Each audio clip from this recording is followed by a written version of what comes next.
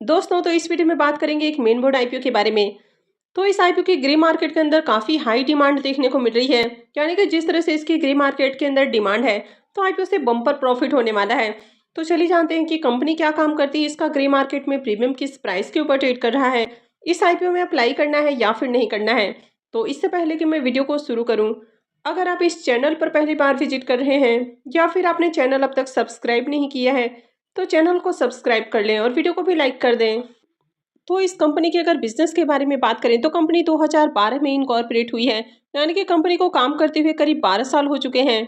तो जो फार्मास्यूटिकल या केमिकल वाली कंपनियां होती हैं, वहां पर काफी तरह के R&D होते हैं। यानी कि कई तरह के केमिकल्स के अंदर रिसर्च वगैरह होते रहता है। अब वो सारा जो रिसर्च है, तो उसके लिए जिस तरह के इक्विपमेंट की जरूरत होती है, तो कंपनी उस तरह के इक्विपमेंट बनाती है।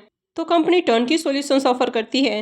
यानी कि designing, engineering, manufacturing, assembly, installation और साथ ही ऑपरेशन से रिलेटेड काफ़ी तरह के कंपनी सर्विसेज ऑफर करती है।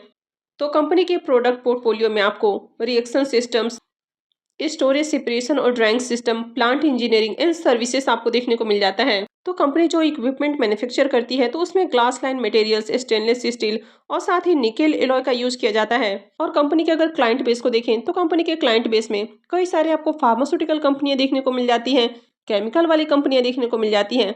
तो काफी बड़ी बड़ी कंपनियां इनके क्लाइंट लिस्ट के अंदर देखने को मिल जाती है। तो यहाँ पर आपको औरोबिंदो फार्मा, कैडिला का नाम देखने को मिल रहा है, लॉरस लैब का नाम देखने को मिल रहा है। तो काफी अच्छा क्लाइंट बेस देखने को मिलता है।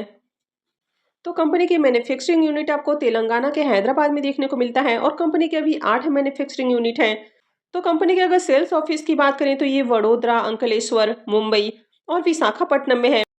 वैसे कंपनी की जो सेल्स टीम की रीच है, वो आपको पैन इंडिया के अंदर देखने को मिल जाती है। लेकिन इनके जो सेल्स टीम के मेंबर हैं, वो आपको जगाड़िया गुजरात, चेन्नई तमिलनाडु, न्यू दिल्ली, बेंगलुरु कर्नाटक और विजयवाड़ा आंध्र प्रदेश के अंदर देखने को मिल जाते हैं।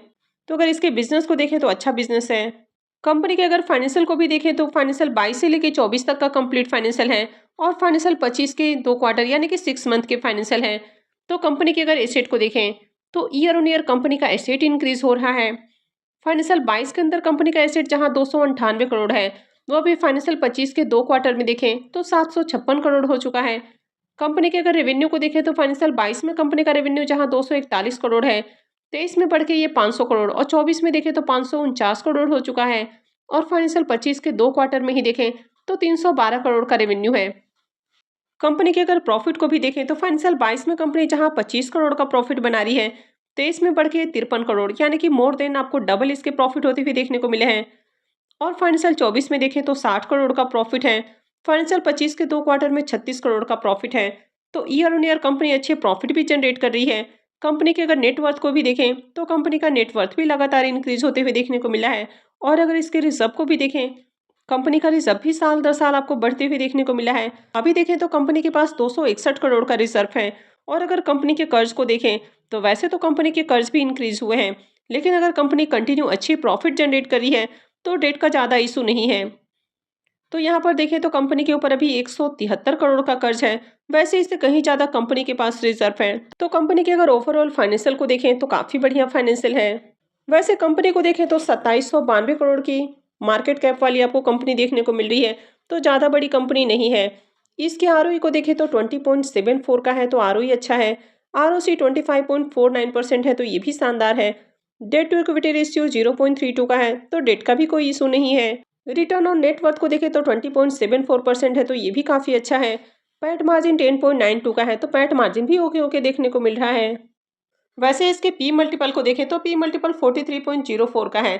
तो कंपनी यहाँ पर सस्ते प्राइस के ऊपर नहीं आ रही है, तो यहाँ पर भी प्राइस थोड़ा सा ओवर वैल्यूड देखने को मिल रहा है। अब आईपीओ के ऑब्जेक्टिव के बारे में बात करें कि कंपनी आईपीओ से जो फंड रेज करने वाली है, तो उसका यूज कहाँ करेगी। तो सबसे पहला यूज हो जाता है कैपिटल एक्सपेंडिचर, यानी कि कंपनी मशीनरी और इक्विपमेंट बाई करने के लिए खर्च करने वाली है। सेकेंड हो जाता है रीपेमेंट प्रीपेमेंट, यानी कि कंपनी के ऊपर जो कर्ज है, तो कंपनी उसका भी भुगतान करने वाली है। तो आगे कंपनी का कर्ज भी कम हो जाएगा। थर्ड में आपको देखने को मिलता है कि कंपनी अपनी जो सब्सिडरी कंपनी है, तो उसके अंदर इन्वेस्टमेंट करने वाली है, यानी कि उसके कैपिटल एक्सपेंडिचर के ऊपर खर्च करने वाली है। फोर्थ हो जाता है कंपनी इनऑर्गेनिक ग्रोथ, यानी कि एक्विजिशन के ऊपर खर्च करने वाली है। और फिफ्थ हो जाता है जनरल कॉर्पोरेट पर्पस। तो ये जो स्टैंडर्ड क्लास लाइनिंग का आईपीओ है, ये 6 जनवरी यानी कि मंडे से ही ओपन होने वाला है। और 8 जनवरी को क्लोज होगा। आईपीओ में फेस वैल्यू 10 रुपये पर शेयर है।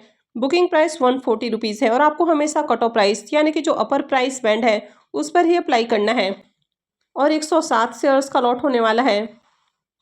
आईपीओ के साइज को देखें तो आईपीओ 410.05 करोड़ का है, तो ये भी ज़्यादा बड़ा आईपीओ नहीं है। आईपीओ में 210 करोड़ रुपए के फ्रेश इशू हैं और 200.05 करोड़ का ऑफर फॉर सेल रखा गया है। ये मेन बोर्ड आईपीओ है, तो कंपनी एनएसई और बीएसई के ऊपर लिस्ट होने वाली है। इसमें रिजर्वेशन पोर्शन को देखें तो क्यूआईबीज के लिए आईपीओ में 50% का पोर्शन है, रिटेलर्स के लिए 35% और एचएनआईज के लिए 15% का पोर्शन रखा गया है।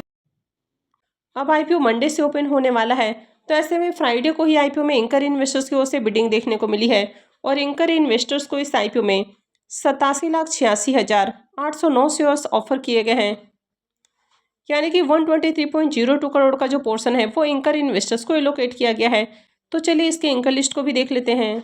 अब इसके एंकर लिस्ट को देखें